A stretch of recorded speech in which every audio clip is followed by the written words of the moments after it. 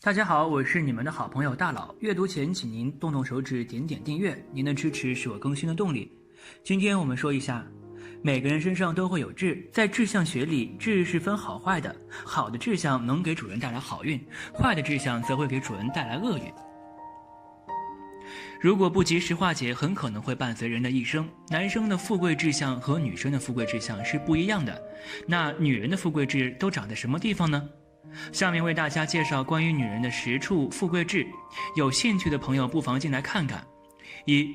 女人额头有痣，具有帮夫运。额头在相书里指的是天庭，天庭饱满，吃官饭，地阔方圆，掌大权。何以见得额头对人的运势是不可估量的，尤其是对于一个人的事业运势极其重要。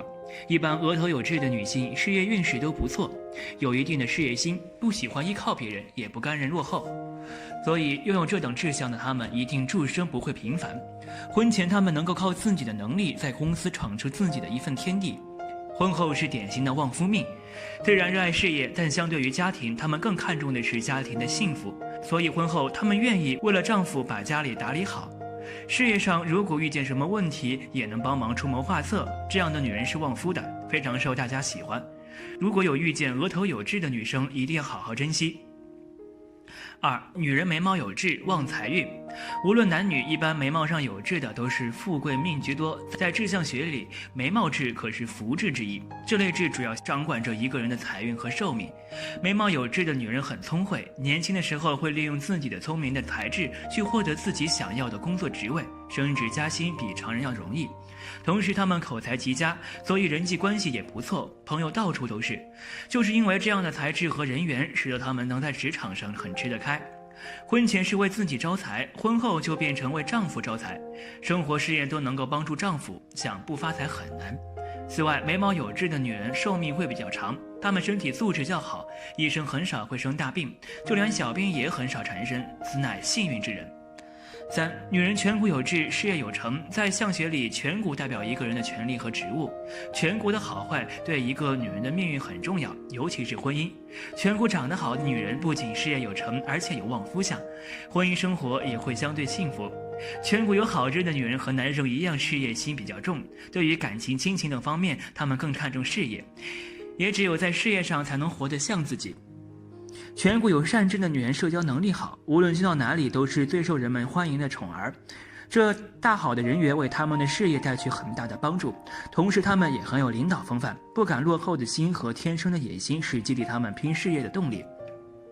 总之，颧骨有痣的女人事业运势很好，也能挣到很多钱财，婚后在事业上也能帮助情侣，是持家的一把好手。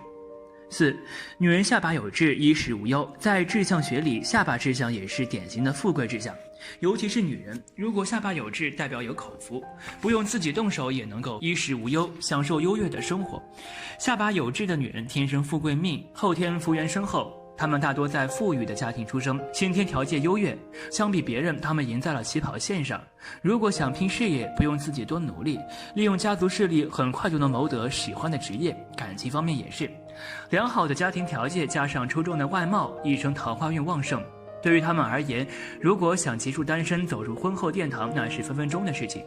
拥有这种志向的女人，不仅自身运势旺盛，还能旺家族运势。如果身边有这类女性朋友的，请好好对待她们。5. 女人耳垂有痣，长命100岁。儿孙满堂，志向学里，耳垂痣也是女人富贵志向之一。耳垂痣主健康、贵人和子女运。一般耳垂有痣的女性比较健康，很少受到疾病的困扰，加上自身的养生，不仅能够长命100岁，而且是越老越有魅力的类型。同时，耳垂有痣的女人贵人运旺盛，无论是生活中还是工作上都是比较顺心的，有贵人的帮扶。事业型女性事业成功，重家庭的女性婚姻美满，家庭幸福，一生极少受难。此外，有这类志向的女人子女运或者是儿孙运都比较好，感情上比较顺利，婚后很快就能够拥有自己的孩子，年老后儿孙满堂，能够安享晚年，令人羡慕。6. 女人手心有痣，能聚财，生活富足。掌心有痣的女人能聚财，事业上并不比男人差，有一定的事业心，先天带有征服人的领导气质，很多都是事业型的女强人。这样的女人比较独立，很少会依赖别人，年轻时候早早就出来闯，凭借自己努力和优越的家庭条件，很快就能在工作上取得惊人的成就，收入稳定，日子过得比较潇洒。同时，守心有志的女人耐力和分析能力比较好，对于一些突发事件能够迅速冷静下来，最后分析解决问题，所以她们也是能够成大事的人。掌心有志的女人理财能力很好，婚前凭借其理财能力储蓄到很多钱财，这样的能力等到已婚后表现得更加明显，绝对不会有铺张浪费的情况出现，家里的钱财全都能够掌握得很好。7. 女人臀部有痣，一掌拳，靠山稳。臀部有痣的女人福气好，运气也好，一般拥有这种志向的女子事业和家庭都不错。先说事业方面，如果是普通上班族，心思比较细腻，喜欢管理和倾听，所以在工作上人缘是比较好的。如果想要做成大事儿，只要他们认真努力，一般很快就能做上自己想要的职位。这样的人品和能力，手底下的人愿意臣服于他们。此外，这样的女人一般背后都是有靠山支撑的，要么是强大的家族势力、贵人的相助，或者是丈夫的支持的。有这么稳定的靠山，无论是生活上还是工作上都非常的顺利，想不幸福都难啊。8. 女人脚底有痣，旺夫益子，家庭美满。脚底有痣的人聪明，才华横溢，有当官的潜质，尤其是女人的脚底有痣，更是富贵双全的代表。拥有这种志向的女人，一般脑子都是比较聪明的，从小就能够接受良好的教育，长大后更是才华横溢。这样的女人无论到哪里都很吃香，工作上容易获得上司的赏识，升职加薪什么的都不是事儿，生活里更是讨人喜欢，情商也特别高，很多异性都被他们耍得团团转。脚底有痣的女人，无论是在家乡工作还是在外地工作，都能够名利双修。关于嫁娶之事，嫁得远嫁得近都很幸福，因为她们婚姻运势很好，这一生婚姻注定是幸福的，能与心爱之人白头偕老，羡煞旁人。9. 女人胸部有痣，贤妻良母，子女孝顺。胸部有痣的女人具有贤妻良母的命，如果有遇见这类的女子，男士们可要珍惜了。胸部有痣的女人财运好，无论是正财还是偏财都很好，婚前能够凭借自己的努力打拼，获得可观的正财收入。他们的眼光比较准，容易发现商机，所以做生意的话，很容易把生意做强做大。婚后这种能力发挥得淋漓尽致，把这种好运带给了丈夫乃至整个家庭，衣食无忧。同时他们心底够善良，心态宽广，能忍他人不能忍的。对于教育儿女有自己的一套方法，在其管制之下，儿女都能成才，且很孝顺。胸部有痣的女人天生异性缘佳，婚前婚后都常有异性伴随的其身。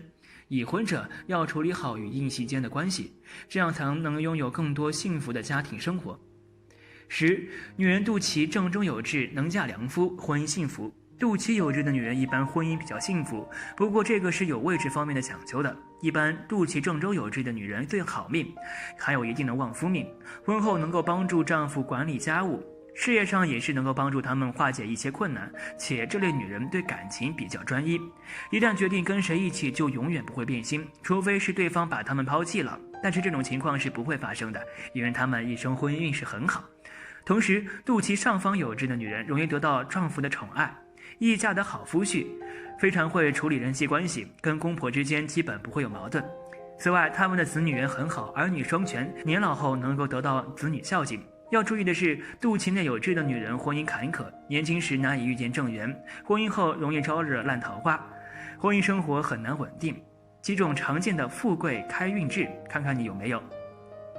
田宅宫有善痣，眉毛和眼睛之间为田宅宫，这个部位如果是比较明亮的黑痣，表示你是一个清秀廉洁、多才多艺的人，婚姻也会比较美满。如果痣不怎么黑且有杂色的话，则表示经常居无定所，住的地方容易出现问题，诸如漏水等。最好不要去做房地产方面的投机生意，否则恐会有遭致严重的挫败。脚底有痣，脚底中心有痣是所谓的封侯带相，代表居住运不错，能够聚财。脚底有痣的人一马通常很重，有很多机会云游四海或者是外出旅游，在职场上也能够呼风唤雨。脚趾里有痣，显示你是个忠厚老实的人，颇能获得部属、朋友之间拥护及帮助，将来在事业上必定也会有一番作为。屁股有痣，屁股有痣者性格上代表热情、活力，交友会有好财运。另外还有个福禄寿高痣位于臀部上，落在坐椅子的位置上是最好的。屁股有痣说明工作上能掌权，能够独当一面。臀部上的痣无论男女，中年财运平稳。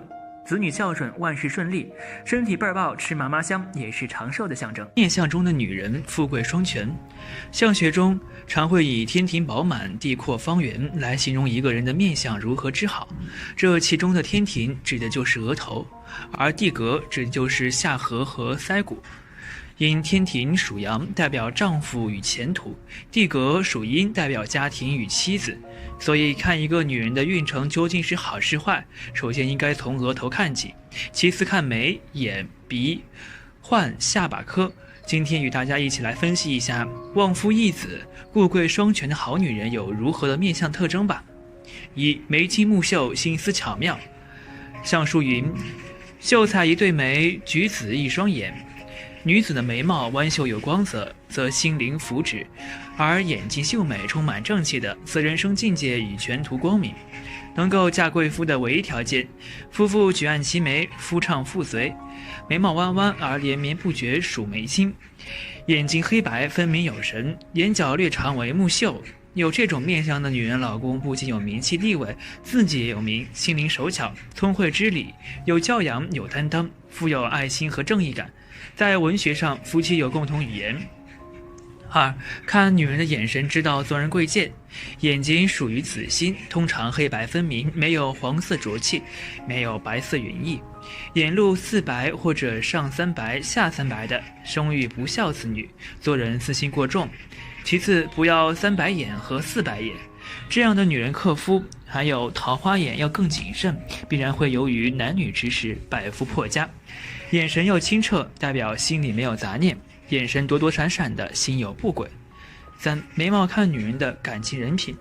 眉毛浓粗的女子性格暴躁，容易无理欺负，树敌太多；眉毛惨淡的、眉尾散花的，一生财散人离。眉毛和头发都代表人体的阴华，就比如是树木的叶子一样，好的营养充足的必然枝叶翠绿，叶片肥厚，颜色温润；而相对应于人，则要光彩细腻，清淡如染，不可双眉交错，不可眉发枯黄，主粗鲁愚笨，更不可眉毛连接，贫穷早死。眉毛短者周时之辈，眉毛柔者通灵之人。阳气出而山川秀，日月出而天地明。眉毛头发长得好，代表气血伸展，代表灵慧秀气，所以上等女命首重眉眼，皆为传神之地。四、看女人鼻子知道命贵贱。相书有云：鼻直口方嫁朝郎。鼻直是双关语，其一鼻梁要挺直，不能塌陷，不能出现大驼峰；其二是鼻子的走势要正中，不能歪斜。这样的鼻子面相女子做事有主意，心正有声誉。在面相中，鼻子是女命的夫心，鼻子长得好的女人，即使是八字一般，也必然要嫁给有权有势的丈夫。好的鼻子，首先外形要与脸型相配，鼻大面小与鼻瘦面肥都是破败命。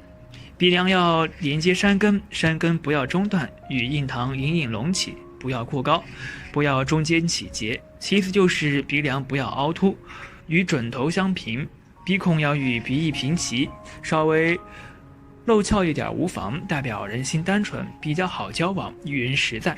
鼻尖能露翘，不要下垂，鼻尖下垂者贪淫，也就是贪心较重，为人常怀贪欲之心。准头稍微肥大，而且鼻梁骨坚硬者，主万贯家资。鼻子虽好，可是鼻梁骨软，相书说鼻梁无骨者富而早死。准头最好黄润，皮肤不要粗糙，当然不要太大，通常嫁夫后10路，也就是丈夫多数是官宦中人。五、朱唇好齿的女子家运昌。女人嘴唇无有血色的，生育困难，多少脾胃气大虚所致。如果及时调理，也能生育一儿半女。女人的嘴唇乌黑色的，也是命运坎坷的面相。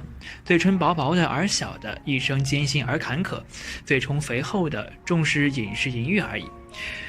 女人面相重气血，朱唇好齿代表气血足，身体好，精气旺。也就是说，气血好属于运气旺，运气好你才能在体表反映出血气好。尤其是女性，要是病人的话，在体表自然就会透出一股晦涩之气。气色好，也就是运气好时，机会或者是机遇也好，必定能嫁个有社会地位的老公。因此纯红首先就预示着女孩八字五气调和润泽，五行没有逆战破败，自然属于富贵中人。另外气色好，精神就好，没有烦躁忧虑，性格应该很好，性格好脾气自然就好，家和万事兴嘛。另外可以通过嘴唇的颜色来辨别吉凶，唇色发黑者健，唇色发青者毒，唇色发黄者病。女子面相牙齿可以看出肾气的好坏，而肾气代表了女的智力与生育，孩子的智商遗传于母亲，所以一个好女子旺三代，牙齿洁白整齐的，肾气充足，生育能力强，而且生育聪明智慧之子。当然了，这都是前世修来的福气。牙齿是古法脉气，就比如是风水术当中所说的山脉的余气发漏，自昆仑之清大海，透过牙齿就可以窥知古法之贵贱。由于骨头一般从外形上无法端详，所以牙齿的紧密、疏松、整洁、大小多少就值得好好去商量了。6. 合满恶缘有钱粮。下巴代表了女人晚年运势，同时也代表她的家庭地位。女人的下巴圆满有肉，会有稳定的家庭环境，而下巴褐、尖尖无肉的家庭状况会经常变故。论女子下巴颌面相，由于女性天性偏阴，所以女子面相重鼻子、两腮、下巴褐，体型天生圆润柔和，因此女人应当是下颌方圆饱满、敦厚富实。凡是拥有此种面相的女人，一般都性情宁静，生活安逸，晚年运势益佳，能够颐养纳福。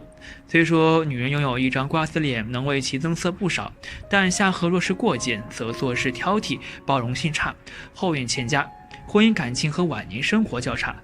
假如生得一副尖嘴猴腮之相，则更非女人中的善良之辈。论女子腮骨面相，腮骨平满有肉最佳。腮骨代表了女人的物质享受，腮骨佳者一生财富丰足，人缘特别好。相反，如果腮骨过大外翻的话，也就是说一个女人假如腮骨特别发达，从后面都能看到大腮帮子，这样的女子就属于房夫面相了，会处处干涉男人，脾气过于暴戾，所以运气就不好了。如果再配以颧骨孤陋，没有连接太阳穴的玉堂骨，那叫白虎面，房夫之相。这种女人性格凶悍，私利得失之心很重，难以与人长久相处，跟自己的家人很难处理好关系。而腮骨过于消瘦的女人，消极悲观，缺乏魄力，对先生的事业少有帮助。古人称这种人缺少帮夫运，所以这两者都不属于好的女人之相。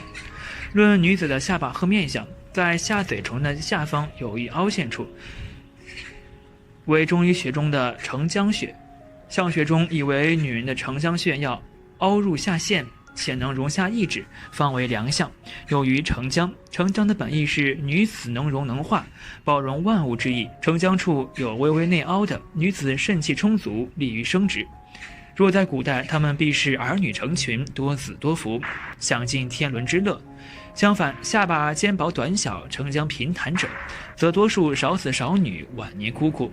虽然说人的性格秉气都是先天注定的，秉性难以拔除，但女人注重主观上的个人的思想品德修行，也就是学习人生道理，对仁爱的、正义的、奉献的、包容的、美好的事物多去追求，并且向其看齐，这样在不知不觉当中会养成好的习惯。而随着好习惯的形成，女人的气质和优雅就在举手抬足当中不经然地流露出来了，使人顿生敬畏之心，不敢亵渎之念。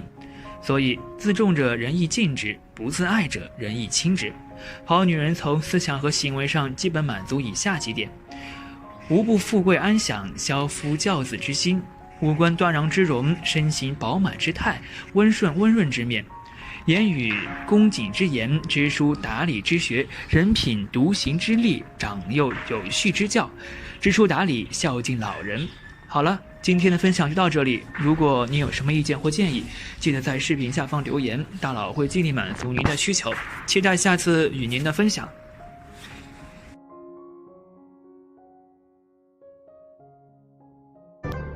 大家好，欢迎收看今天的节目。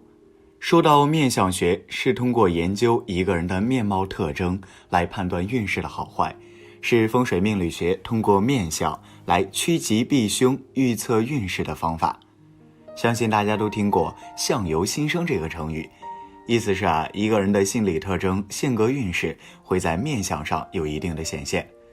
今天的节目就带大家分析一下旺夫的女人面相是什么样的。在今天的节目开始之前，请您动动手指点赞订阅，您的支持是我更新的动力。旺夫的脸型有以下几种。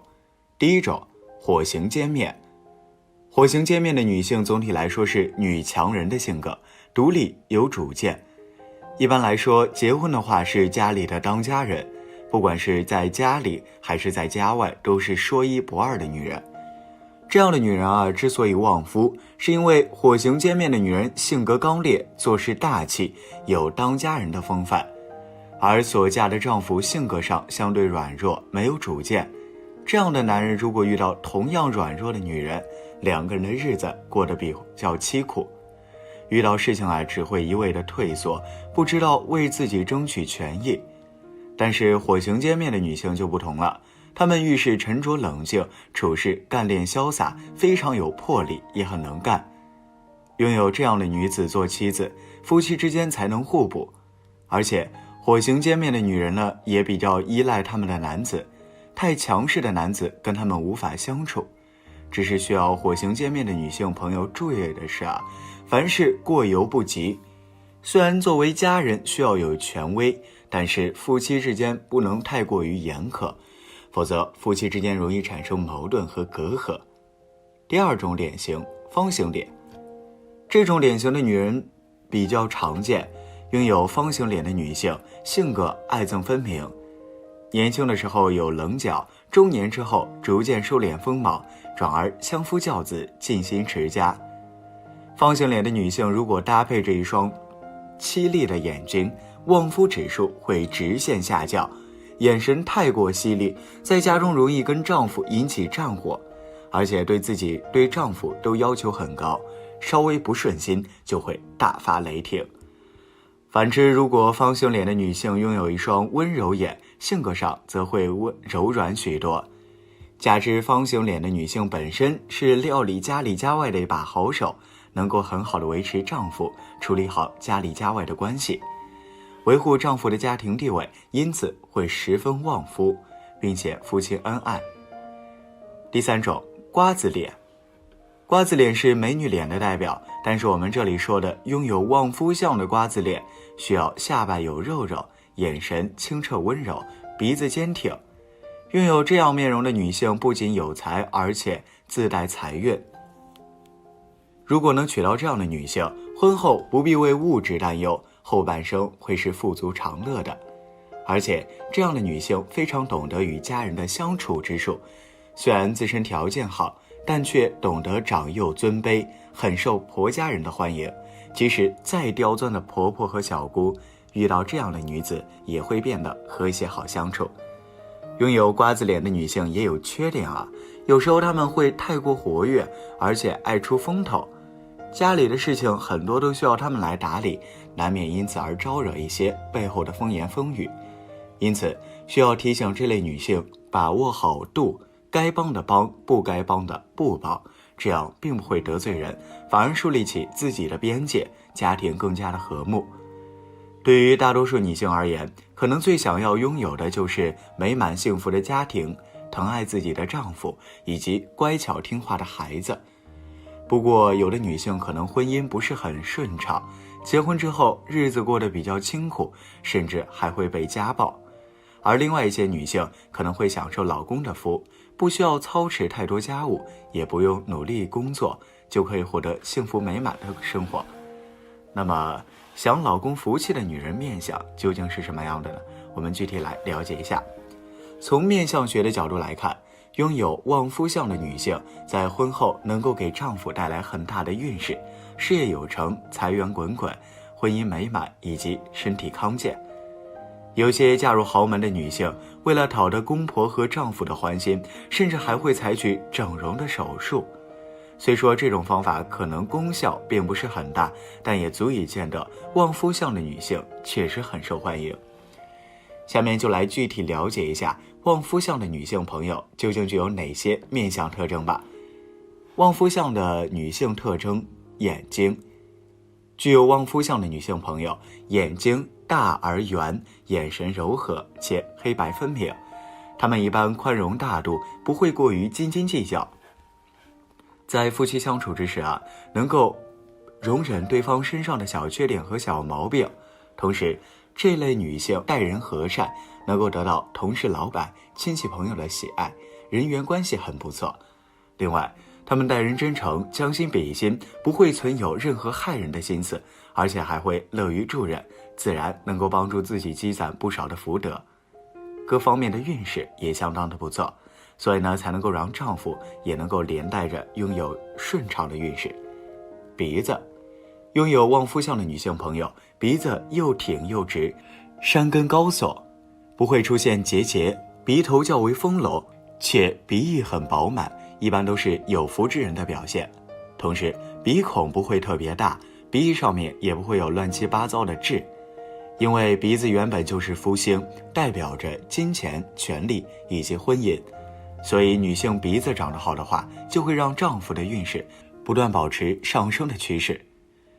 这类女性在婚后比较能够顾全大局，在外人面前能够给足丈夫面子。另外，在丈夫人生遇到困难抉择的时候，也会积极给出恰当的建议。人中，众所周知，人中关乎着一个人身体健康状况以及生殖繁育后代的能力，它位于鼻梁下方凹陷处的位置，所以拥有旺夫相的女性朋友，一般人中都又深又阔，不但清晰，而且轮廓很秀美。这类女性比较能生养，命中多子多福，会拥有2个或者2个以上的孩子。他们会将家务事打理得井井有条，相夫教子，给丈夫空出更多的时间去打拼事业。而且他们还能够让丈夫的健康运势变得越来越好，不太容易受到重大疾病的侵袭。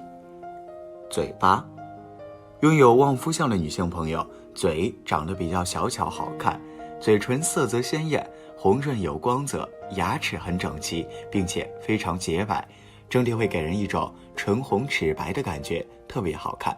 她们平时脾气很好，不爱到处嚼舌根，即使和丈夫发生矛盾，也不会大吵大闹，而是会心平气和同对方讲道理，这非常有利于家庭和谐与美满。下巴，一般来说，下巴圆润丰满，或者是有双下巴的女性朋友会非常旺夫，能够给丈夫带来旺盛的事业运势和金钱运势，家庭生活也将和谐美满。事业上，丈夫能够得到更多的机遇，只要好好干，就肯定能够得到上司的赏识。财运上，丈夫除了可以得到稳定的正财收入之外，偏财收入也十分可观。享老公福气的女人面相，鼻梁高，颧骨饱满。对于女性朋友而言，如果鼻梁较高且颧骨饱满，是天生的有福之相。虽说年轻的时候感情运势不算旺盛，没有太多的桃花运，但一旦步入婚姻殿堂后，运势便会一路攀升。且丈夫在事业上能够取得很好的成绩，不但职位迅速提升，工资也可以水涨船高。而这类女性也会充当贤妻良母的职责，相夫教子，管理好家庭事务，永远是老公最为坚强的后盾。一般而言，到了晚年之后，她们也能够享受到子孙绕膝之乐，生活幸福安稳，十分让人羡慕。翘鼻额高，在面相学中，女性的鼻头有些尖，并且微微向上翘的话，被称为是孩子鼻。如果再加上额头饱满圆润的话，肯定能够拥有幸福美满的婚姻，会一辈子被老公捧在手心。这类女性纯真无邪，无论到了什么年龄，都会保持一颗童心，所以她们往往能够吸引到成熟有魅力的成功男性，婚后也会被细心体贴和宠爱，生活中的方方面面都会被照顾得很好，也压根儿不需要担心金钱花销问题，只需要安心地陪伴在老公身边，做一名富太太就足够了。鹅蛋脸，一般来说，鹅蛋脸是非常标准的美人脸。这类女性长相兼具魅惑与温柔，感情运势相当旺盛，而他们本人也十分懂得挑选，完全不会注重外在颜值，而是会选择一个对自己好并且前途无限极的男性共度一生。婚后这类女性生活很富足，金钱无忧，而她们也比较好生养，会拥有2个或以上的孩子，一家人和美幸福，能够拥有细水长流的美好爱情。下把圆混，下巴圆润的女性不仅自己的运势很好，而且结婚以后也具有很强的旺夫运，能够给丈夫带来很好的事业、财运、感情以及健康运势。但需要注意的是，嫁人之时年龄差不要超过6岁，同时不能够寻找二婚之人，否则这种好的运势很难延续下来。这类女性比较和善，拥有很好的人际交往关系，跟对方的亲戚都能够保持很友好的关系，而且她们本身也都十分的好强，不会完全依附于丈夫，而是会兼顾事业与家庭，争取有所收获，实现个人价值。所以让他们成为全职家庭主妇，那是不可能发生。之前的节目中我们说到过，从面部特征可以看出一个人的性格特点和命运，当然有些不可尽信，但却确实不无道理啊。相术有云，天庭饱满吃官饭，地阁方圆长大权。这里说的地阁方圆，其一就是指的下巴。那从下巴能够看出什么呢？在今天的节目开始之前，请您动动手指点赞订阅，您的支持是我更新的动力。下巴之命运如何？下巴略凹，下巴略微内凹的人，性格温顺而有韧劲儿，做事认真而富有人情味，既能做幕后的策划者，又能做业务的先锋。这种下巴成功的几率非常高。下巴中间凹下去的面相多有艺术气质，他们大都感情丰富，生活也因此多姿多彩，尤其是在爱情方面他们是多情善感的人，能够充分享受爱情的甜蜜，但也饱尝情感的苦恼。他们调试自己最好的方法，就是把自己投身于工作之中，以及他们的艺术天赋和丰富的感情，在演艺界或艺术方面都可以取得很好的成绩哦。但是内凹下巴的人往往不够阴阳，做事过于懦弱的性格，应该加以克服。2. 圆下巴的面相，圆下巴的人面相看起来都是比较有福气，尤其是又圆又宽的那种，是我们常说的有福之相。这类面相的人温柔乐观，表面上看起来似乎单纯的有点傻，但实际上感情却很细腻。此类型的面相如果是男人的话，那么他们对感情就会比较专一，而且事业也不错，是不错的婚姻对象。如果是女性的话，他们会相信爱情，一般婚恋运也不错，但有时呢却因为由于天真而被骗，所以这种面相的女人在恋爱时还是要小心点的。3. 双下巴，双下巴的人行为比较趋于迂回，不会与人顶撞，并且事事都比较仔细，没有过多的棱角，一般财运都比较好，生活安逸。有双下巴的人通常性情温顺，重感情，在社会上居于德高望重型，他们对人相当热情，宽宏大量，尤其热衷于招待朋友，对吃喝玩乐方面也无所不通，所以人际关系很好。在爱情方面，男女都比较专情，能够很好的制造情调，是一个好情人，结婚后也可以成为好的丈夫、好太太。假如有双下巴，再加上其他部位配合得当，则一生财运亨通，生活富裕，越老越荣。有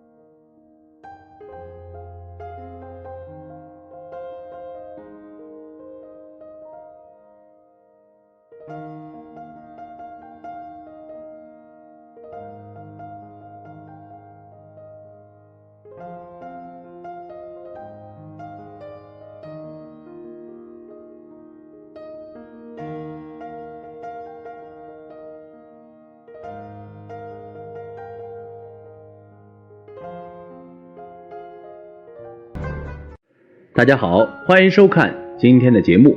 俗话说相由心生，自古以来就有面相学说，通过看相可以推测出一个人的吉凶祸福、贵贱妖寿，而面相也是会随着人的变化而变化，所以不好的面相可以通过一些补救的方法转好，并因此影响之后的人生。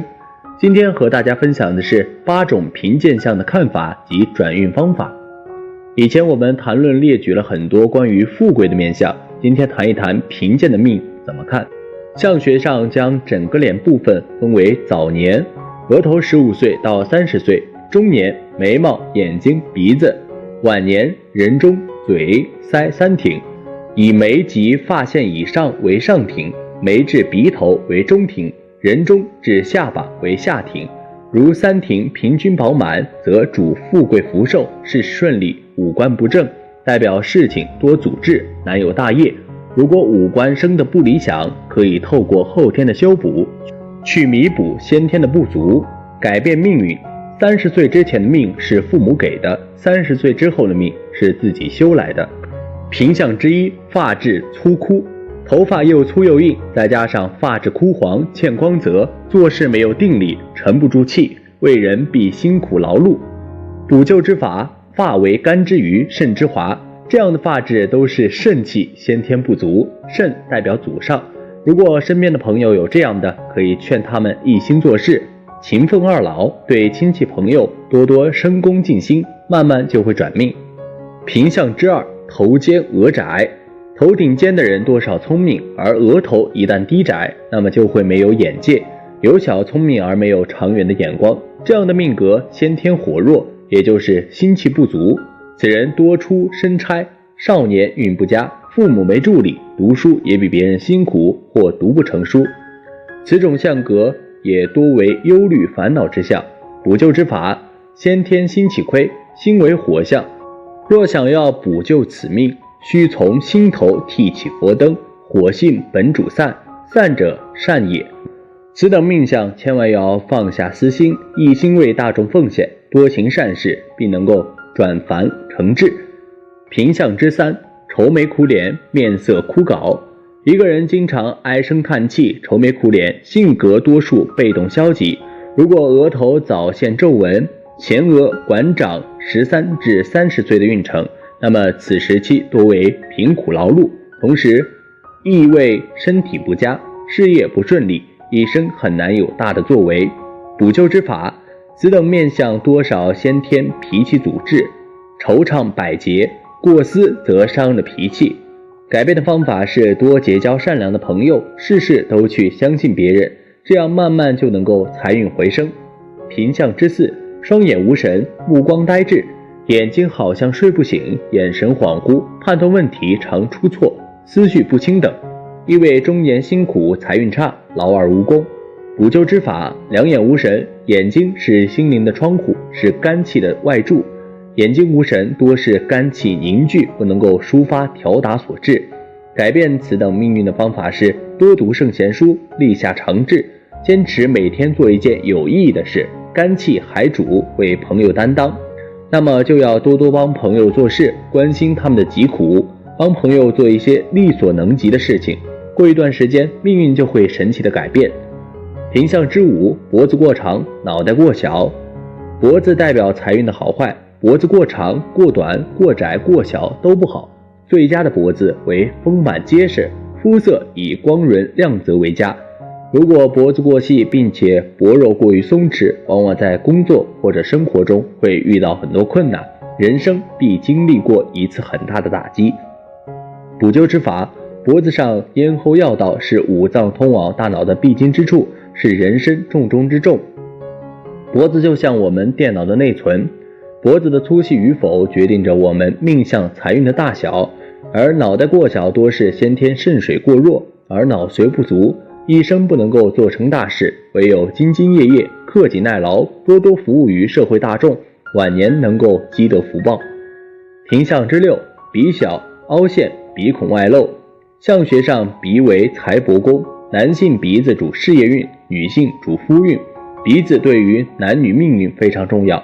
事业有成的鼻子多高且直，反之穷人的鼻子多为细小，鼻梁低平，得财不易兼为人斤斤计较。如鼻子上有痣更差，主财运不佳。补救之法，鼻子低小，俗称六生无主，做事没有主见，眼高手低，这样的面相是先天肺虚虚弱，没有主导指挥别人的能力。肺主精主魄力，生活中做事要正义，对于小人不可以苟同，坚持正义，敢做敢当，慢慢命运就会发生根本的改变。平相之妻，下巴短窄，两腮无肉，下巴代表晚运，50岁以后的运程。如果下巴过短，代表晚年财富不稳定，孤独，没有亲人陪伴，晚景凄凉。补救之法，下巴代表做事成稳度，腮骨代表做事韧性坚持，下巴短小做事则虎头蛇尾，平时容易急躁。两腮无肉则做人没有勇气，没有义气，遇到困难则丢下朋友，脚底抹油，溜之大吉。改变此等命运的方法是锻炼自己的耐力，遇事不慌，敢于替朋友排解危难。贫相之八，瘦而无臀，腿过长而上身短。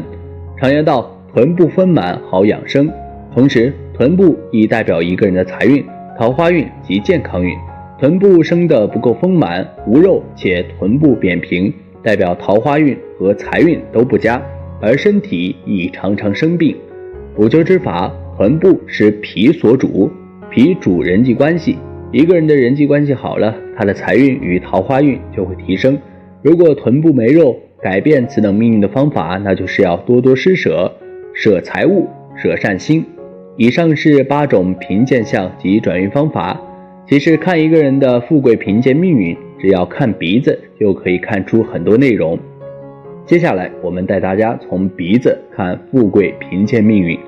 鼻子可以看出一个人的自尊心、社会地位、占有欲、自我性格、断绝能力、谋虑深浅、担当能力等。无论男女，就面相说，五宫之中以鼻为主，鼻相可用上格和下格2种分化。属于上格的可分为2类，第一类是善相，即善人之相，乃至品格；第二类是贵相，即贵人之相，乃至权位；第三类是富相，即富人之相，乃至财富。恶人当世未必就是穷困，因为恶人面相上也有财帛宫好的，但是恶人却不能够登上贵阁，虽然富贵一时，但终究难免大难临头。善人不一定富贵，但一生必能够安乐和善终。贵人未必富，富人未必善，也都未必一生安乐善终。贵人之意有于愚人之事，当比富人更多，因为为富之人美自厚甚至不仁，所以论富相应该是善为贵，贵次之，富为末，这是上格的3类。每一类又分为上中3等级，即大善、中善、小善、大贵、中贵、小贵、大富、中富、小富等各3级。虽然男女的面相都以鼻为主，但男女的鼻却有分别，并不能够同样看法的。同样的鼻放在男人面相上是贵，放在女人面相上不一定是好，甚至是坏。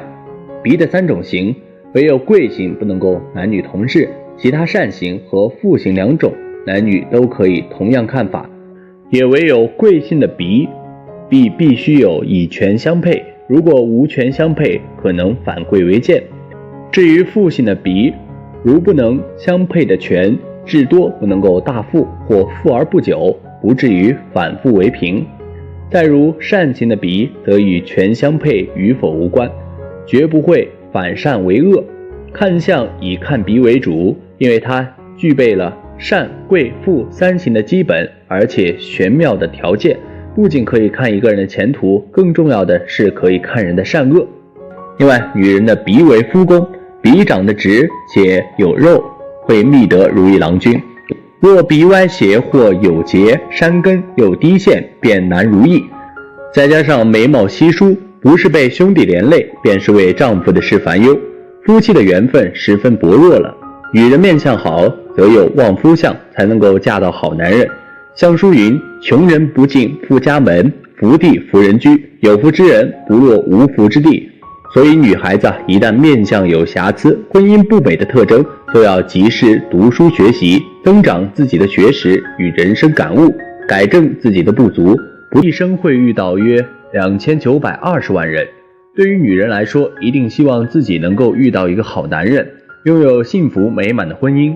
从面相学上来说，好男人和坏男人在面相上也会有一定的体现。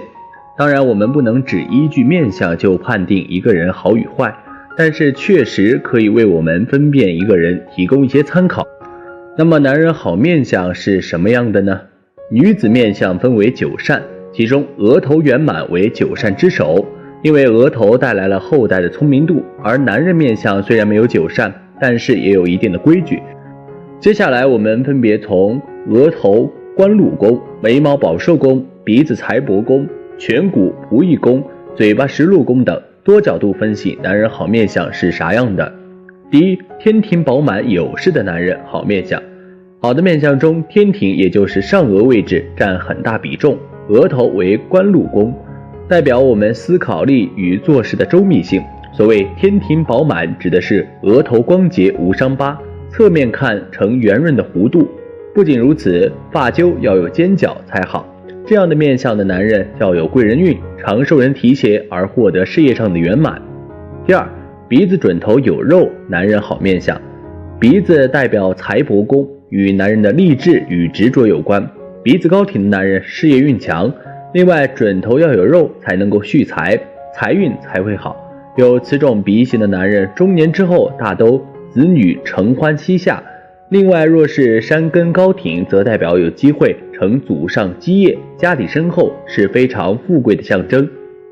鼻翼饱满，鼻挺而直，鼻头丰隆的男人，这样的人属于鼻相比较端正，他们做事比较扎实自信，在事业上往往是胸有成竹，他们的付出也特别多，不投机取巧，以常理思路去做。虽然他们在经济上不会一下子暴富，但是他们在事业上会蒸蒸日上，会逐步变得富贵，地位稳步上升。第三，下巴圆润有肉，男人好面相。下巴代表了智慧与坚持力，下巴过窄的男人做事没有信用，而下巴过于宽而长的男人做事有功于心计。鼻子开始到下巴的距离恰好是脸长的1/3，这样的面相最富贵。身形匀称且下巴圆润的男子财运会非常好，另外就算是白手起家也可以获得丰厚的家产，而且这样的男子性格比较温和，家庭观念比较重，下巴部分又敦厚富实，此类人做事有魄力，在运势比较稳健，不会出现起起落落，在事业上会逐步形成大的气候。第四，眉毛浓密，眉形上扬的男人好面相。眉毛代表情欲与交友，男人眉毛如果浓淡适宜，聚散有微，则交友广阔，淡然处理感情。眉毛浓密主福寿，生命力顽强，志气较高，做事情比较坚定执着，容易成事。眉毛微微上扬且没有逆毛生长的男人人缘好，对金钱的管理能力较强，并且能守财，自有一番基业。眉毛呈螺旋生长的男人脾气暴躁，容易受小人暗算。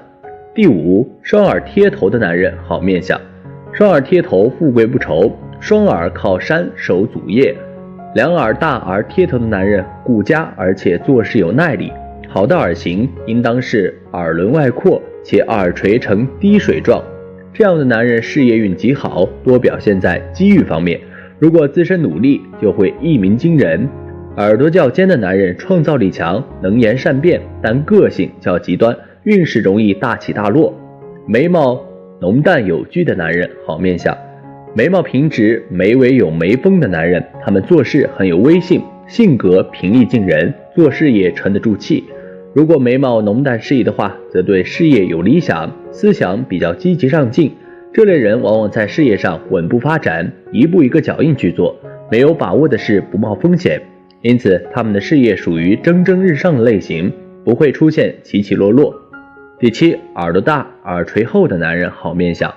耳垂与我们的物质享受有关，耳垂厚和耳垂大的人有福气，运势比较好且稳定，他们在事业多贵人相助，有得力助手帮助自己拼搏事业，自己无需努力太多，事业便会取得提升。这类人属于在事业上比较幸运的人，他们总是能够蒸蒸日上，取得好成绩。第八，眼睛细长且眼神敏锐之的男人好面相。眼睛是智慧的所在，是一个人心神的外现之处。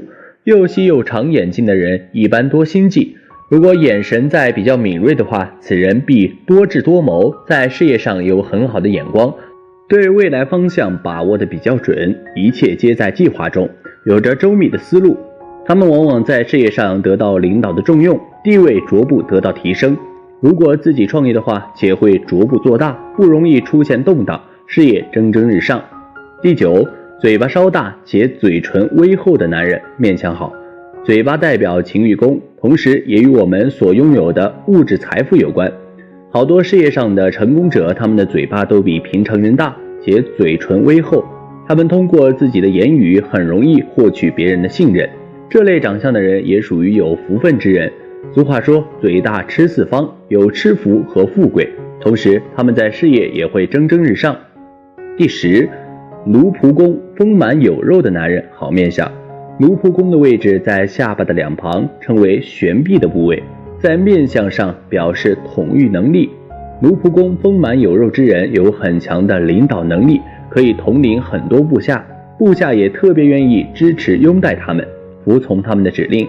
跟从他们干事业的人，随着时间的进展也会越聚越多，同时他们的事业也会越做越大，地位也会越来越高，蒸蒸日上。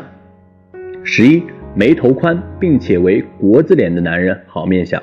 面相中的官禄宫和福德宫都在眉头一片。官禄宫又被称为事业宫，位居印堂之上，前额正中部，代表着事业。福德宫在前额左右眉毛的上方，代表着富贵。如果眉头又宽又平，则代表着事业有成和生活富裕。如果再具备国字形状的脸，那他的事业会更加的稳定，且能蒸蒸日上。以上只是简单总结一些男人好面相，实际预测评判一个男人面相，我们还是要深入分析他的五行人格，以准确定性男人的命运。既然有好面相，那么必定会有坏男人面相。男怕选错行，女怕嫁错郎。女孩子选择老公很重要，尤其当下人们只注重金钱与权势。如果选中一位旺妻的男人，则生活幸福，也许没有大富大贵。相反，选了一位克妻的男人，女人生活不顺，或者体弱多病。那么如何选男人？接下来和大家分享通过面相看男人好坏。第一，看眼睛面相知道坏男人。眼珠小皆眼神凶狠，代表心肠恶毒，又会欺负妻子。如果三眼皮、四眼皮者，会背叛妻子，搞婚外情。眼尾如太早出现鱼尾纹，纹形又向上升者，属风流男人，反之便会克妻子。第二，看鼻子面相知道坏男人。鼻头生的尖又鼻孔外露，代表凡事都好赌一把。鼻梁有结，脾气暴躁，容易跟人争执，甚至会出手打人。如果鼻子低扁塌陷，则没有阳刚之气，但人不坏。如果鼻子过于偏斜歪斜到另一边，则此人心思也会偏，考虑问题与常人不一样。第三，看嘴巴面相知道男人好坏。说话时嘴歪，代表爱说谎及容易欺骗妻子；不笑时嘴角仍微微向上翘，就算是上了年纪仍会招惹桃花。嘴角向下拉拢着的男人经常不满足，每件事情都要抱怨别人，心性不好。第四，看额头面相知道男好坏。如额头呈 M 字，代表好色，早有异性，常有幻想。如果额头的发际线参差不齐，并且发际线过低的男人，一生克妻己房，婚姻不白头。第五，看掌纹婚姻线知道男人好坏。